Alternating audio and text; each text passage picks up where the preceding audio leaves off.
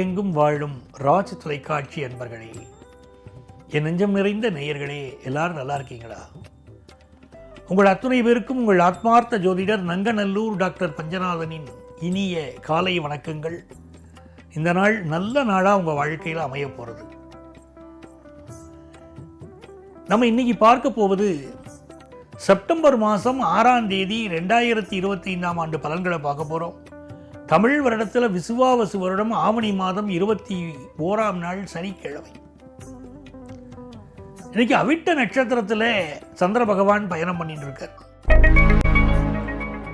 மேஷராசி என்பர்களே, மேஷராசிக்காரர்களுக்கு அதிபதியாக இருக்கக்கூடிய கிரகம் செவ்வாய் பகவான். என்னைக்குமே மேஷராசிக்காரர்கள் நவக்கிரகங்களில் செவ்வாய் பகவானை துதிக்கணும். ஓம் அங்காரகனே போற்றிங்கிற மந்திரத்தை தினமும் 108 முறை ஒரு மேஷராசிக்காரங்க சொல்லிக்கிட்டு வராங்கன்னா வாழ்க்கை ரொம்ப அற்புதமாக இருக்கும். இன்னைக்கு இந்த செவ்வாய் பகவானுடைய நட்சத்திரம் அவிட்டம் நட்சத்திரம். ஆகவே உங்கள் வாழ்க்கையிலே அற்புதங்கள் நிகழும். எப்படி அற்புதம்? ஆஃபீஸில் ப்ரொமோஷன் கிடைக்கும். சார் எனக்கு வேலையே கிடைக்கலையே, அப்புறமேலையா ப்ரமோஷன் அப்படிங்கிறவங்களுக்கு நல்ல வேலை கிடைக்கும். சகோதர உறவுகளோடு சிலருக்கு சில பிரச்சனைகள் இருக்கலாம். நீங்கள் சாப்பாட்டில் கவனமாக இருக்கணும். ரொம்ப காரமாகவோ ரொம்ப சூடாகவோ ஆயில் ஐட்டங்களோ எடுத்துக்கக்கூடாது. வயிறு தொந்தரவு கொடுத்துரும். எதிரிகள் விஷயத்தில் எச்சரிக்கையாகவும் இருக்க வேண்டிய ஒரு நாள். ரிஷபராசி என்பர்களே, 10ஆம் இடத்துல சந்திர பகவான் இன்னைக்கு பயணம் பண்றார். 9ஆம் இடத்திலும் 10ஆம் இடத்திலும் சந்திர பகவான் பயணம். நல்ல கல்யாண விஷயம் கூடி வரும்.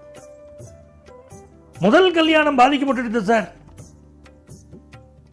எங்களுக்கு நாங்கள் என்ன செய்யறது அப்படிங்கிறவங்க 2வது கல்யாணத்துக்கு பொருத்தம் பார்த்தால் 2வது கல்யாணம் கூடி வரும்.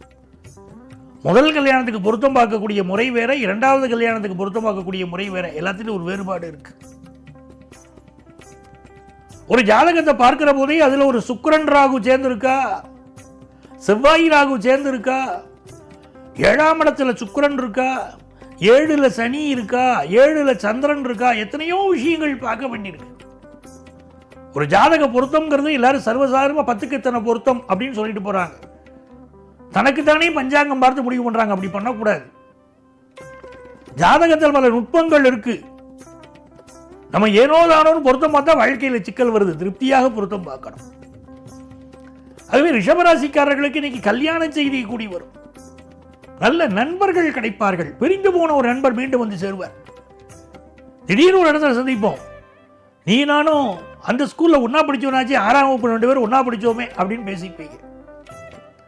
பழைய தோழமை ஒன்று புதுப்பிக்கப்படும். பழைய நினைவுகளை நினைவு கூறுவீர்கள். நல்ல நாள். மிதுன ராசி என்பர்களே, இன்னைக்கு காலை பொழுதுல அமைதியா போகணும். அப்படி அமைதியா போனா என்ன பரிசு கிடைக்கும் தெரியுமா? மாலை பொழுது ரொம்ப மகிழ்ச்சியா இருக்கும். இன்னைக்கு காலையில மனைவிட்ட சரண்டர் ஆகணும். சாயந்தர பொழுது சந்தோஷமா இருக்கும். நண்பர்கள்ட்டையும் எந்த பகையும் வச்சுக்க கூடாது. வண்டி வாகனங்களில் கொஞ்சம் கவனமாக போய்க்கணும். புதிய வேலை தேடுறீங்களா? மத்தியானத்துக்கு மேலே தேடலாம். நல்ல வேலை கிடைக்கும். குடும்பத்தில் சந்தோஷம் இருக்கும். வியாபாரம் திருப்திகரமாக இருக்கும். எல்லாம் இன்னைக்கு மாலை பொழுது அவ்வளவு நன்மையை தரப்போறது உங்களுக்கு. கடகராசி என்பர்களே, இந்த கடகராசிக்காரர்களுக்கு இப்போ பழைய சொத்தை ஒன்று விற்கணும்னு நினைக்கிறீங்க. அந்த விற்கக்கூடிய முயற்சியை காலையில் பண்ணுங்க, சக்சஸ்ஃபுல்லா இருக்கும். நீங்க முருகப்பெருமான வழிபடணும். கலியுக தெய்வம் கந்தன் முருகன். இந்த முருகப்பெருமான் வழிபாட்டை பிடிச்சிட்டா போறோம். அதுவும் இந்த கடகராசிக்காரருக்கு எப்படி கேட்டீங்கன்னா, ராசியில உங்களுக்கு அதிர்ஷ்டத்தை தரக்கூடிய கிரகமே இந்த செவ்வாய். கடகராசிக்காரர்களுக்கு அதிர்ஷ்டத்தை தரக்கூடிய கிரகம் செவ்வாய். செவ்வாய்னா முருகப்பெருமான். எந்த கடகராசிக்காரர்கள் எல்லாம் திருச்செந்தூர் முருகனை வழிபடுகிறார்களோ அவர்களுக்கெல்லாம் வாழ்க்கையில் பெரிய வெற்றி வரும். கந்த சஷ்டி கவசத்தை தினமும் படிக்கிறோம். ஒரு நாள் 36 உருக்கொண்டுன்னு பாலதேவராய சுவாமிகள் சொல்றார். முடிஞ்சா 36 முறை அதை படிக்கணும்னு அர்த்தம். படிச்சா எல்லா துன்பங்களும் விலகும். இன்னைக்கு உங்களுக்கு நல்ல நாளா தனப்பிராப்தி கிடைக்க போறது. வியாபாரம் நல்லா இருக்கும். குடும்பத்தில் சந்தோஷம் இருக்கும். மாலை நேரம் மௌனமா இருக்கணும். சிம்மராசி என்பர்களே, சிம்மராசிக்காரர்களுக்கு யோகாதிபதி யாருன்னா செவ்வாய் தான் யோகாதிபதி. நல்ல தகப்பன் அமைந்திருக்கார் எனக்கு அப்படின்னு ஒருத்தர் சொன்னாருன்னா அவளுக்கு செவ்வாய் நன்னா இருக்காருன்னு அர்த்தம். சிம்மராசிக்காரர்களுக்கு எனக்கு நிறைய சொத்து சுகம் இருக்குன்னா செவ்வாய் நல்லா இருக்குன்னு அர்த்தம். இப்போ உங்களுக்கு செவ்வாயுடைய சாரத்தில் சந்திரன் போறார், நல்ல வேலை வாய்ப்பு கிடைக்கும், அதிகார வேலைகள் கிடைக்கும், நல்ல வெளிநாடு செல்லக்கூடிய யோகம் உருவாகும். குடும்பத்தில் மட்டும் கணவன் மனைவி கடையில் அப்பப்போ ஒரு கருத்து மாறுபாடு வந்துட்டு போறது. அதுக்கு காரணம் 7க்குரிய சனி 8ல் உட்கார்ந்துருக்கார். பொறுமையை கடைபிடிக்க வேண்டிய காலம். திருமண உறவில் மட்டும் பொறுமையை கடைபிடிக்கணும். மற்றபடி தொழில் வருமானம் பெருகும், திருப்தியா இருக்கும். கன்னிராசி என்பர்களே, கன்னிராசிக்காரங்களுக்கு இந்த நாள் ராசியிலேயே செவ்வாய் பகவான் உட்கார்ந்திருக்கார். செவ்வாய் பகவான் ராசியிலேயே இருக்கார் அப்படின்னு சொல்லிட்டா முருகப்பெருமானுக்கு தீப தூபம் காட்டணும். கன்னிராசிக்காரர்கள் தீப தூபம் காட்டின்னு வந்தா பெரிய வெற்றி கிடைக்கும்.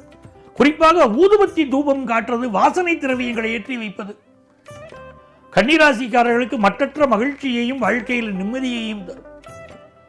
இந்த நாள் சண்முக கவசம் படிக்கணும். நீங்க உங்களுடைய எதிர்பார்ப்புகள் பூர்த்தியாகும், நல்ல வேலை வாய்ப்பு கிடைக்கும். உடம்புல நோய் வருத்தின் இருக்க அந்த நோயை நீங்கக்கூடிய வாய்ப்புகள், நல்ல மருத்துவ ஆலோசனை கிடைக்கும். நல்ல நாள் இது. துலாம் ராசி என்பர்களே, துலாம் ராசிக்காரர்களுக்கு புதிய வேலை வாய்ப்பு கிடைக்க போகிற அற்புதமான நாள். சில பேர் சொந்தமா பிசினஸ் பண்ணலாமான்னு கேட்டுட்டு இருப்பீங்க. அதுக்கு ஜாதகத்துல அனுமதி இருக்கணும். பல பேர் வந்து கேட்கும்போது, சார் நான் என்னைக்கு பிசினஸ் ஆரம்பிக்கலாம் அப்படின்னு கேட்குறாங்க. பிசினஸ் ஆரம்பிக்க ஜாதகத்தில் அனுமதி இருக்கான்னு பார்க்கறது இல்லை. நம்ம ஜாதகத்தில் அந்த கொடுப்பினை இருக்கணும். மாச சம்பளத்துக்கு வேலைக்கு போறது வேற, பிசினஸ் பண்றது வேற. பிசினஸ் பண்ண அனுமதி இருந்தால்தான் பிசினஸ் பண்ண முடியும். நீங்க மிகப்பெரிய அறிவாளியா இருக்கலாம், எல்லா திறமையும் இருக்கலாம், ஜாதகத்தில் அனுமதி இல்லைன்னா அந்த பிசினஸ் பண்ணி லாபம் காண முடியாது. துளாராசிக்காரர்களுக்கு இன்னைக்கு அதிர்ஷ்டம் உண்டு. செல்வ செழிப்பு மேலோங்கும், தன வருமானம் பெருகும். சந்திர பகவான் இன்னைக்கு 4ஆம் இடத்திலும் 5ஆம் இடத்திலும் பயணம் பண்றார். எஜுகேஷன் சிறப்பா இருக்கும். தாய் வழி உறவுகள் ஆதரவா இருப்பாங்க. 10th +1 +2 படிக்கக்கூடிய மாணவர்களுக்கு கல்வியில் நல்ல முன்னேற்றம் இருக்கும். சிலருக்கு ஹையர் எஜுகேஷன் பற்றிய தெளிவு சிந்தனை பிறக்கும். அலுவலகத்தில் புதிய பதவி கிடைக்கும். விருச்சிக ராசி என்பர்களே, விருச்சிக ராசிக்காரர்களுக்கு நினைத்த காரியங்கள் வெற்றி பெறக்கூடிய அற்புதமான நாள். கல்வியில நல்ல முன்னேற்றம் இருக்கும். சொந்த வீடு வாங்கக்கூடிய யோகம், சிலருக்கு கார் வாங்குற யோகம், அப்படிலாம் யோகங்கள் பெருகும். நல்ல நாள். சகோதரர்கள் விஷயத்தில் நீங்க எதிர்பார்த்த ஒரு நல்ல விஷயம் இன்னைக்கு நடக்கும். மூத்த சகோதரர் உங்களுக்கு ஆதரவா இருப்பார். தனுசு ராசி என்பர்களே, வருமானம் பெருகக்கூடிய நல்ல நாள். எழுத்தாளர்களுக்கு, பேச்சாளர்களுக்கு நல்ல பெயரும் புகழும் கிடைக்கும். நல்ல ரெகக்னேஷன் கிடைக்கும்.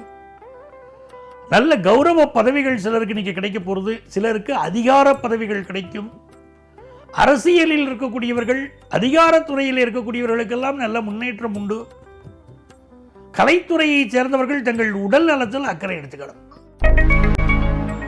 மகர ராசி என்பர்களே, இது ஒரு நன்மைகள் அதிக அளவில் நடைபெறும் நல்ல நாளாக உங்களுக்கு அமையப் போகிறது. இந்த நாளிலே சுக்கிர பகவானுடைய பார்வை காரணமாக கலைத்துறையை சேர்ந்தவர்களுக்கு நிறைய வளர்ச்சி திரும்ப போகிறது, வளர்ச்சி ஏற்பட போகிறது. சிந்தித்து செயல்படணும். இன்னைக்கு நிறைய வேலை, ஆபீஸ்ல ஒர்க் பிரஷர் இருந்துகிட்டே இருக்கும். குடும்ப தலைவர்களுக்கும் குடும்பத்தில் இருக்கக்கூடிய சிக்கல்களை தீர்ப்பதை பற்றிய சிந்தனை ஓடிக்கிட்டே இருக்கும். தலைக்கு மேல வேலை இருக்கும். இந்த நாள் உங்களுக்கு நன்மைகள் அதிகம் நடைபெற மதுரை மீனாட்சியை வழிபடணும். கும்பராசி என்பர்களே, கும்பராசிக்காரர்களுக்கு தொட்டது துலங்கும் அருமையான நாள். வம்பு வழக்கு இதுல மட்டும் கொஞ்சம் ஒதுங்கி இருக்கணும். அதே நேரத்தில் சந்திர பகவான் 12ஆம் இடத்திலும் பிறகு நம்மளுடைய ஜென்மத்திற்குள்ளும் நுழைகிறார்.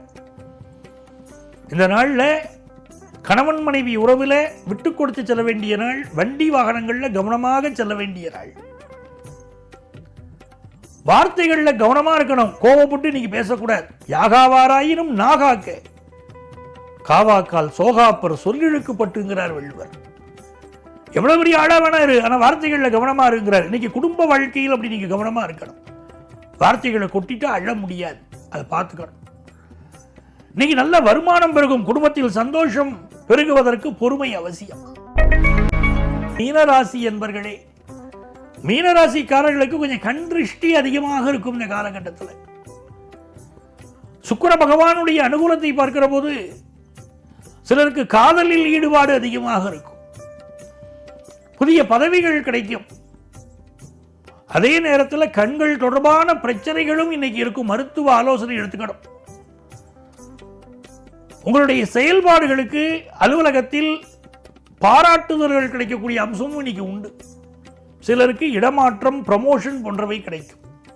வியாபாரம் திருப்திகரமாக இருக்கும். அன்பர்களே, நாளைய பதிவில் மீண்டும் சந்திப்போமா?